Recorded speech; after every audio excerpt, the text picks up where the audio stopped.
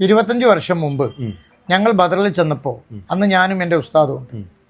ഉമർ അലി ശിഹാബ് തങ്ങൾ അവിടെ ഉണ്ട് ബദറിൽ. തങ്ങളോട് പറഞ്ഞു ഞങ്ങളുടെ ഗ്രൂപ്പിനൊരു പേര് വേണം. തങ്ങൾ അൽ ബദർ അൽ ഫാത്തിഹ എന്ന് പറഞ്ഞ് അങ്ങനെ പേര് നിർദ്ദേശിച്ചു. പക്ഷെ അന്ന് മുതൽ ഇന്ന് വരെ അൽഹംദുലില്ലാ വളരെ റാഹത്തിലാണ്, സന്തോഷത്തിലാണ്. വളരെ കുറഞ്ഞ ചെലവിൽ ഹജ്ജിനും ഉംറയും കൊണ്ടുപോകുന്ന ഒരു സ്ഥാപനത്തിലാണ് ഞാനുള്ളൂ. ഇവിടുത്തെ വിശേഷങ്ങളൊക്കെ നമുക്ക് കാണാം. അപ്പോൾ ഹജ്ജ് ഉംറ സേവന രംഗത്ത് ഇത്രയും റേറ്റ് കുറച്ച് എങ്ങനെ ചെയ്യാൻ പറ്റുന്നത്? അത് നമ്മുടെ ഈ രംഗത്തുള്ള പരിചയം, രണ്ടാമത് നമ്മുടെ കോർഡിനേഷൻ, മൂന്നാമത്തത് നമ്മുടെ പബ്ലിസിറ്റി വല്ലാതെ പുറത്തേക്ക് കാശ് ചിലവാക്കുന്നില്ല, പരസ്യങ്ങളൊന്നുമില്ല. ഇല്ല. പോയി വന്ന ആളുകൾ തന്നെയാണ് നമുക്ക് വീണ്ടും വീണ്ടും ആളുകളെ തരുന്നത്. മെയിൻ മാർക്കറ്റിംഗ് അങ്ങനെയാണ്. പിന്നെ ഒരു കാര്യം, നമ്മുടെ ഈ സ്ഥാപനത്തിന് ഇന്ത്യ സൗദി ഗവൺമെന്റിന്റെ അംഗീകാരമുണ്ട്. വേറെ ഒരു ഏജൻസിനെ നമ്മൾ അവിടെ എടുക്കുന്നതല്ല, ഡയറക്റ്റ് ആയിട്ടുള്ള കൈകാര്യമാണ്. അപ്പോൾ നമുക്ക് വീണ്ടും റേറ്റ് കുറക്കാൻ പറ്റും. ഈ കുറക്കാൻ പറ്റുന്നതിന്റെ പ്രധാന കാരണങ്ങൾ ഇതൊക്കെയാണ്. ഈ സ്ഥാപനത്തിന്റെ കീഴിൽ ഒരു ബിസിനസ് മാത്രമല്ല, ഇതിന്റെ കൂടെ ഒരുപാട് ചാരിറ്റി പ്രവർത്തനങ്ങൾ, ജീവകാരുണ്യ പ്രവർത്തനം ചെയ്യുന്നുണ്ടെന്ന് പറഞ്ഞിട്ടുണ്ട്.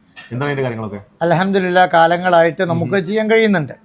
പക്ഷെ അങ്ങനെ എടുത്ത് പറയാൻ ഞാൻ ആഗ്രഹിക്കുന്നില്ല. എന്നാലും ചെറിയ അറിയാൻ വേണ്ടി ചോദിക്കണം. എന്തെങ്കിലും അങ്ങനെ ചോദിച്ചാൽ പാലക്കാട് കോട്ടായി പഞ്ചായത്തിൽ അയ്യങ്കുളം എന്ന് പറഞ്ഞ സ്ഥലത്ത് ഒരു അനാഥാലയമുണ്ട്. അല്ലമീൻ എന്നാണ് പേര്.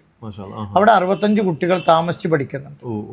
അതിന് റിസീവർമാരോ പിരിവാരോ കമ്മീഷൻ പിരിവാരൊന്നുമില്ല. തികച്ചും ഈ അൽബദറിന്റെ തണലിൽ ആണ് എന്ന് പറഞ്ഞാൽ വിരോധമല്ല. അടുത്തെന്ന് പറഞ്ഞാൽ അങ്ങനെ ചോദിച്ചാൽ പലതും ഉണ്ട്. അങ്ങനെ ഞാൻ പറഞ്ഞല്ലോ, പറയാൻ അങ്ങനെ വല്ലാതെ. ഫ്രീ ആയിട്ട് ഉംറ കൊണ്ടുപോയിനോ കേട്ടു? ഇടക്കിടക്ക് കൊണ്ടുപോകാറുണ്ട്. അടുത്തായിട്ട് കരൂപ്പടന്ന അടുത്ത്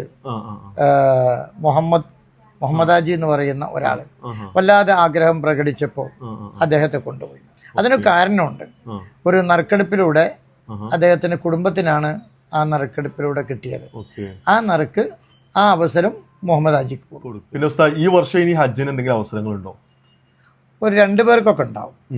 2 പേർക്കും കൂടി അവസരം ഉണ്ടാവും ഇൻഷാ അല്ലാഹ്. കാരണം ഹജ്ജിന് കാലേ കൂട്ടി തന്നെ കാര്യങ്ങളൊക്കെ ക്രമീകരിക്കേണ്ടതുണ്ട്, പഴയകാലം പോലെയല്ല. ഹജ്ജ് ഉംറ സേവന രംഗങ്ങളിലും മത സാംസ്കാരിക സാമൂഹിക ജീവകാരുണ്യ മേഖലകളിലും വ്യത്യസ്തമായ ഒരു അധ്യായം തീർക്കുകയാണ് അൽ ബദർ. നമ്മുടെ താഴെ ചന്തക്കുന്നാണ് അൽ ബദർ ഉള്ളത്.